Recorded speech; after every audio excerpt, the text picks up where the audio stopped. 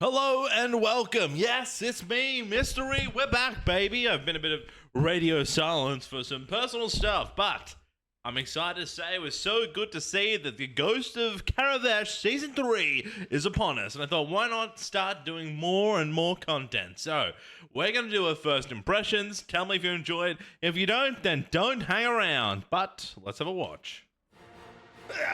Purple! Okay.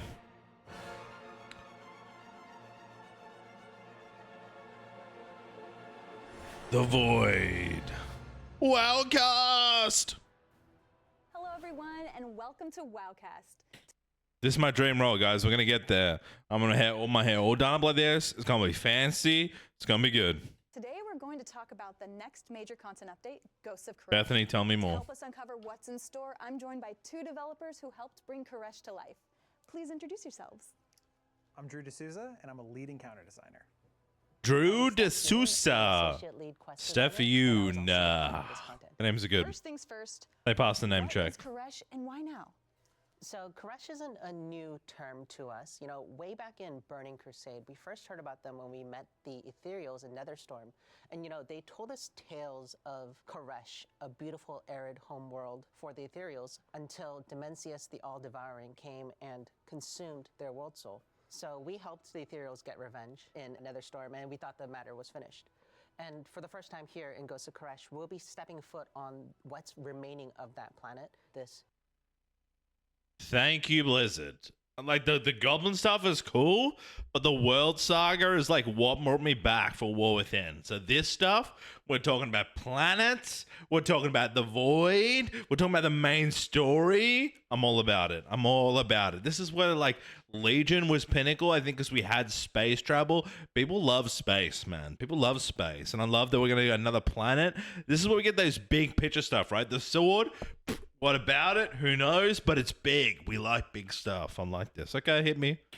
Tell me more. Void. Actually, quickly, wasn't there like, and then like this design? I feel like in Legion 2, you kind of went to these areas of the Void, right? Or there's that Illyria quest line. I like this kind of like dark, kind of a little bit Shadowlands. Ooh, don't mention it, but this is cool. Touched land, because we've heard that evil forces are trying to resurrect Dimensius the All-Devouring. These new models update, they meant update models I really like. Is it a new race? I don't know. I really like to be new race. I think they could definitely be. You could have variants of the way the face works or different styles of the body. And then, you know, mage, you know, definitely hero race. Let's go. Come on, bring it in and then bring back the walrus, the Tusker, yeah?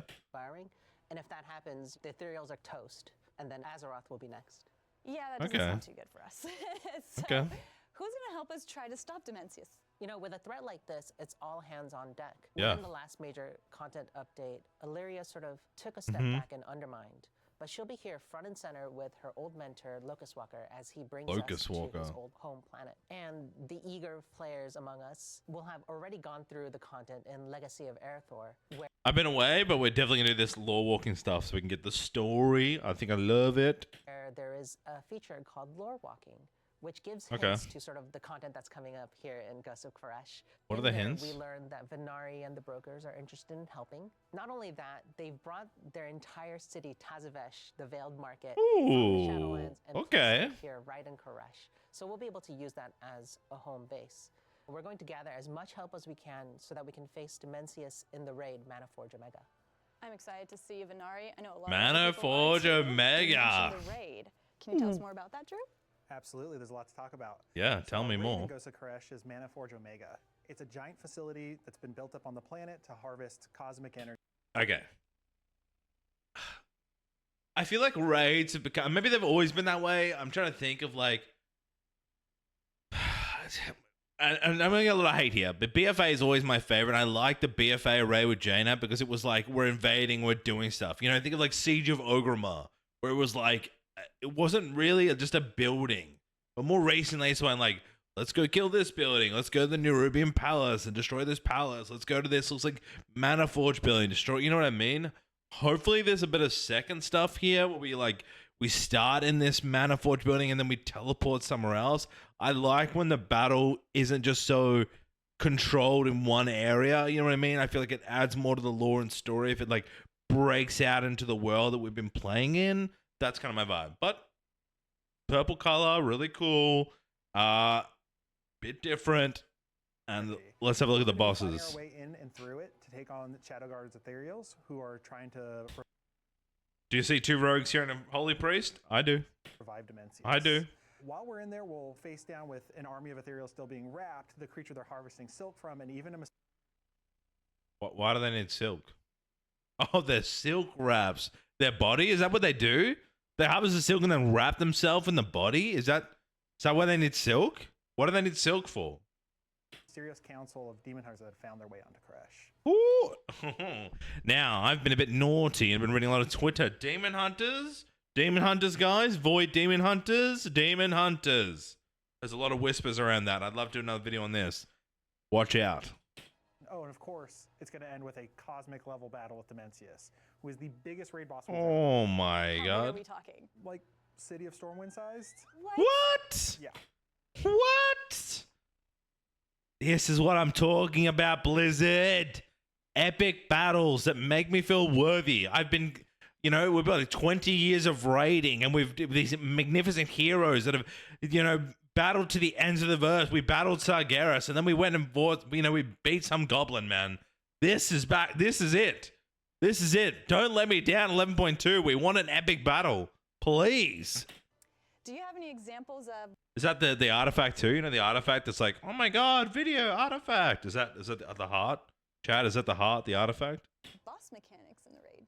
One that I think is really cool is actually our intro. Like I mentioned, this is a giant mana intake facility, and we're actually going to come in through the pipe where they've taken the mana. Through the we're pipe. going to Okay. utilize a artifact cloak we're introducing in Artifact weapon, yes. to turn ourselves into energy and trick the filtration system.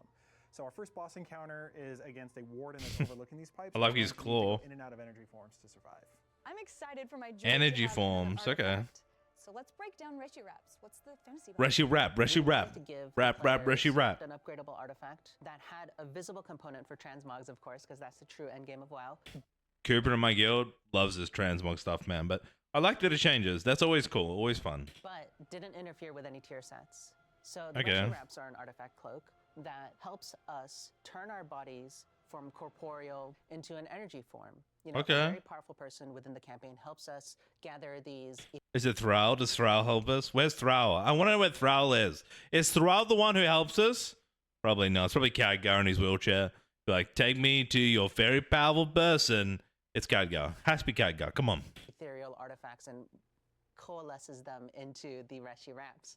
And it turns our bodies into energy form and basically allows us to see the world through the Ethereal's eyes. With this, we'll be able to So these guys, so if I play the Ethereal class when that gets released, will I see everything purple? Think about it.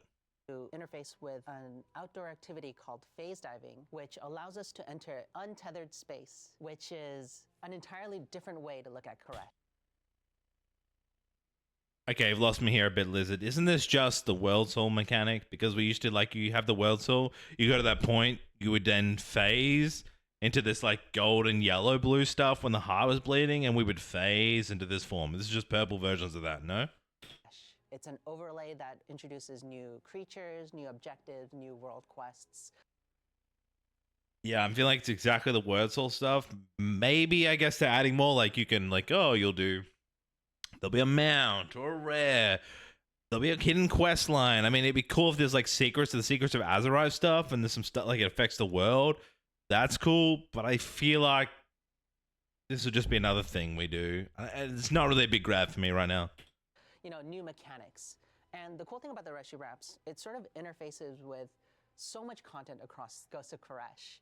You can use it in the open world, you can use it in the dungeon, you can use it in the raid, and in delves as well. Okay. Seeing the world in the eyes of Ethereal sounds really, really cool. You mentioned delves. What is the new delve coming to Ghost of Koresh? So we have a new delve coming in Ghost of Koresh, and this is called the Archival Assault.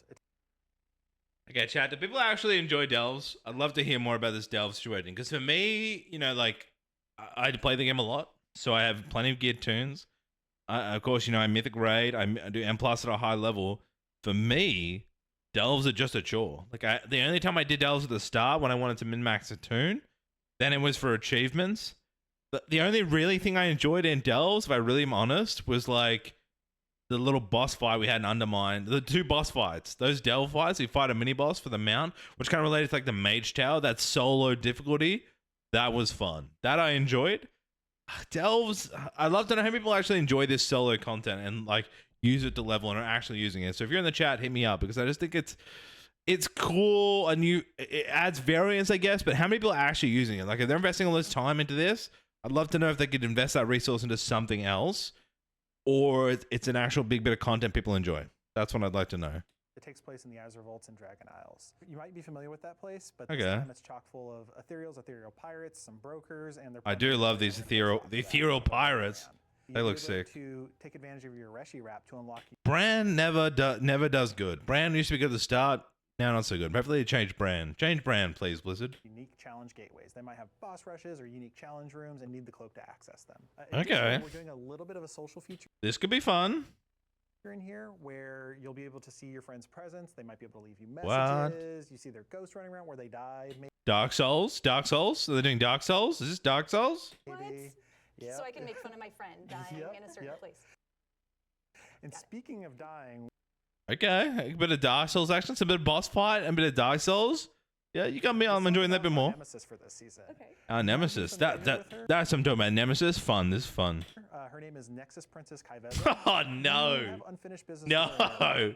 This dude wiped so many raids, so many raid leaders. This is like a nightmare for people. She's got a whole new bag of tricks for you. She's not going to hold back this time, and it's a 1v1 scenario. Oh my god. So many of my girls are gonna That's struggle so with exciting. this. I loved her fight in Nerebar Palace, and so I was always wondering where she vanished off to, because you don't actually defeat her. Let's head back to the outdoor world. What can we do on Koresh? Yeah, there's 2 major systems. You know, the first one is called ecological succession. When we met the Okay. Ethereals for the first time in Netherstorm, These like the 2 bulbs things are that super I cool. noticed were their energy forms. Yeah. And they're really cool ecodomes, right? These systems that allowed them to create biomes inside that didn't match what was outside. And here, basically, you'll be helping run one. Venaria is trying to bring life back to those shredded parts of Koresh.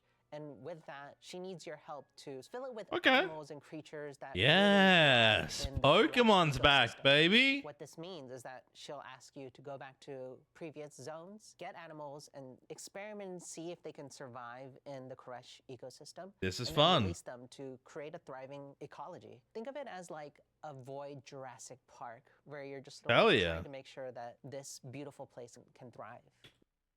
Love this. I like the animals. I love the mounts. I love this like kind of like build eco. Hopefully it's not gated, so it's just like here's like 100 different animals you can enjoy. Not it's like each week it's like one animal, because that will kind of annoy me. If it's something I can just like log on and just like enjoy now and then, really cool idea.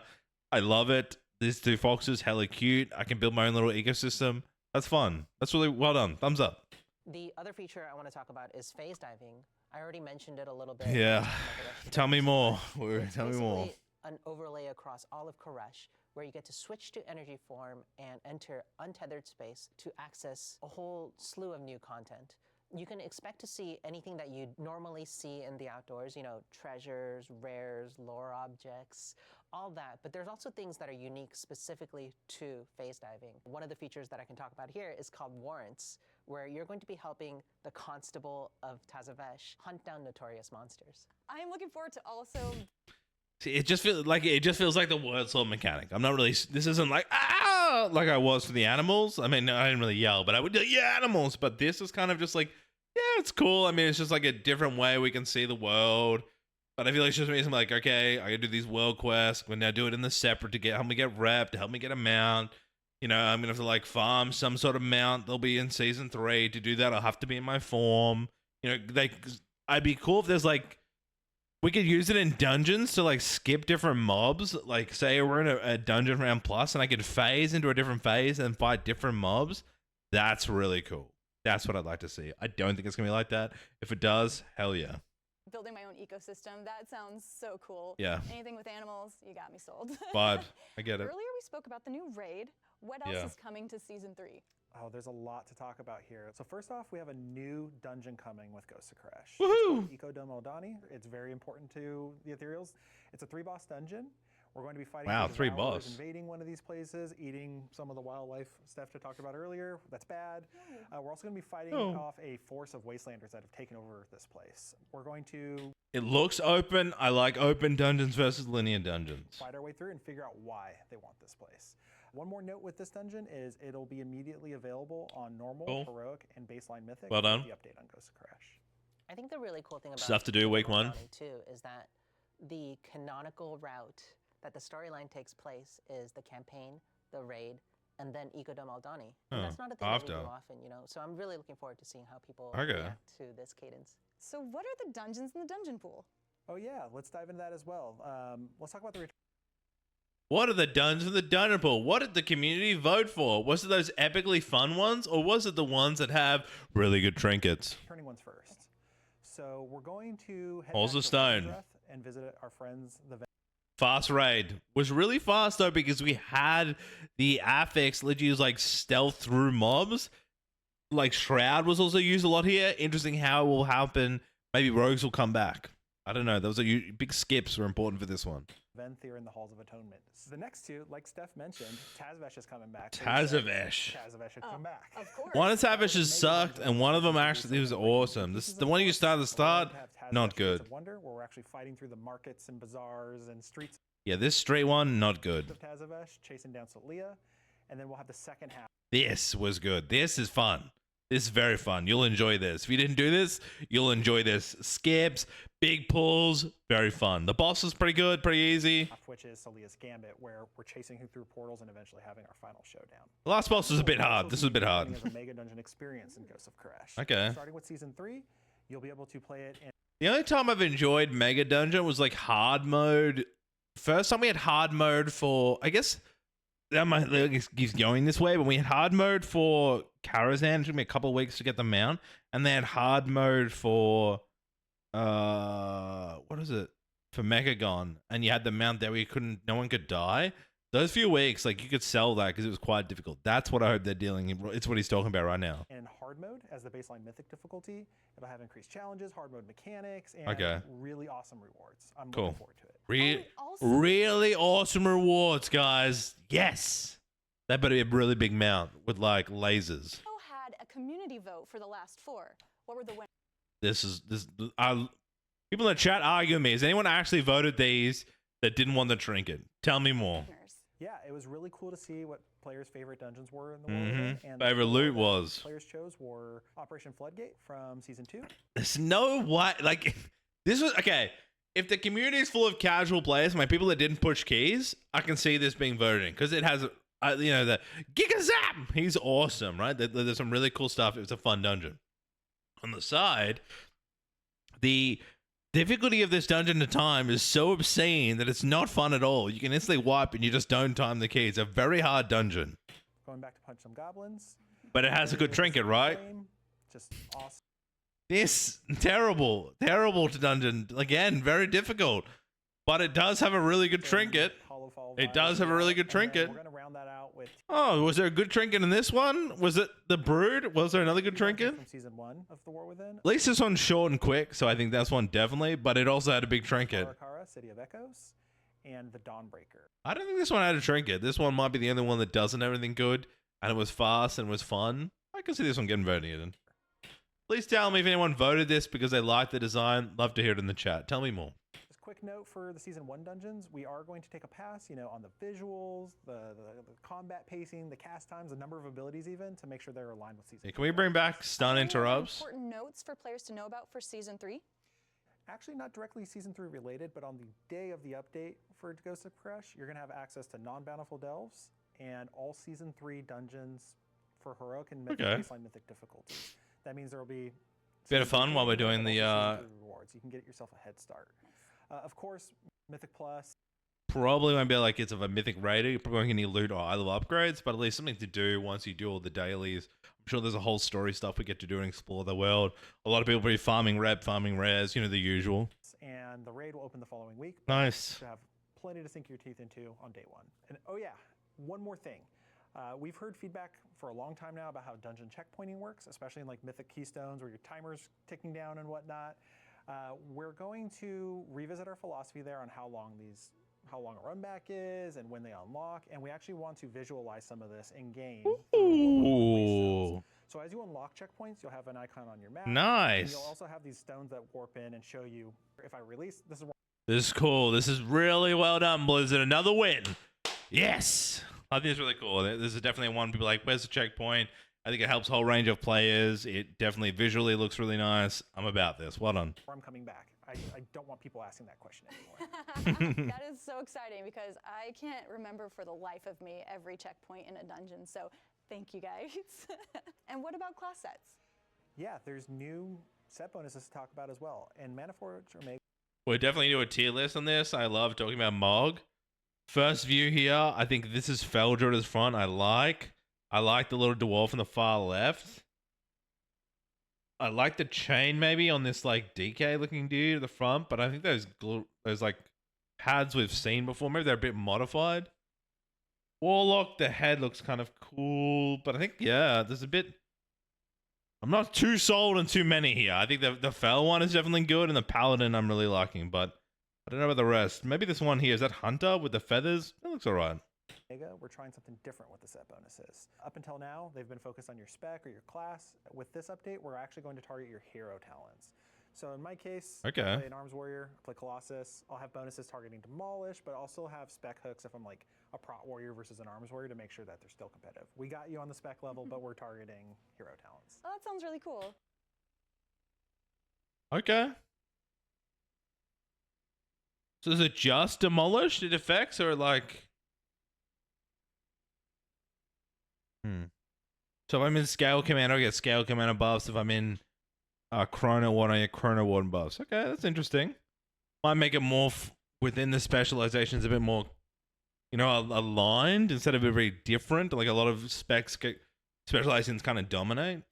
Okay. Yeah, and players can... I guess let's see the Sims, but in the day, we're just going to find the best class and everyone's going to be like, yes, let's all do the same thing because it's just who we are as people. Look forward to a lot of class updates as well. You know, a lot of talent updates for specs such as Brewmaster Monks and Unholy Death Knights. Unholy Death Knights? When they're dominating M+. Why Unholy Death Knights? What? They're good. People enjoying them. Brewmaster, I get that. That class needs to be reworked. Dude, rework Brew, but Unholy DK? What? Now, along with Season 3's PvE content, there's also a new PvP season. There are several PvP so hard to balance talents that are being updated as well. Cool. And for those of us who like outdoor world PvP, there is an entire island called Vanquishing Wake. This will be fun. This will be fun with friends. I like this. Me and Touchpad, gonna be fun. Avoiding that. And I'll be there. Yeah. Of course you would.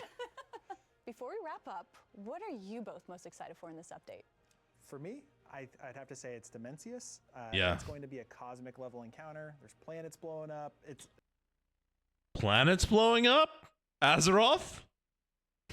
Surely not, right? Surely not, guys. But Dimensius battle sounds awesome. It's awesome. Huge laser beams. You name World Saga, lore, hooking people. Please, tell me more in the chat. it. Additionally, I think we have a really awesome dungeon pool this season. I'm excited for players to check out Tazavesh hard mode. I am also really excited about Dimensius, you know, like such a glow up from the blueberry that he was before. Blueberry. But the thing that I'm most excited about, we're in the War Within, and the War Within is part of the World Saga. Yeah. A trilogy of expansions that, you know, like interweave their story all throughout. And so the campaign and the story within Ghosts of Koresh will matter so much more to the next expansion than it has ever done before. I'm really looking forward to seeing how players go through the campaign and absorb the story. I'm excited for everything you guys have mentioned. That's Ghosts of Koresh, the Okay. touched major update coming to the War Within. Thank you, Steph and Drew, for hanging out with me and putting all your hard work into this update. And thank you all for watching. We'll see you. Yo, I'm super keen. I'm keen, baby. Great work, Blizzard. Season 3's looking good. I just love, I mean, the dungeons, yeah, but the raid and the new dungeon looks really good for me. I think this is really into the lore stuff that I'm super involved about. I'm keen to see more. In the next video, I want to probably look at the Demon Hunters because a lot of people talking about that, but I hope you enjoyed this video, of course. Like, subscribe, hit me up in the comments. I love to argue with people. So I've been Mr. E, and thanks for watching.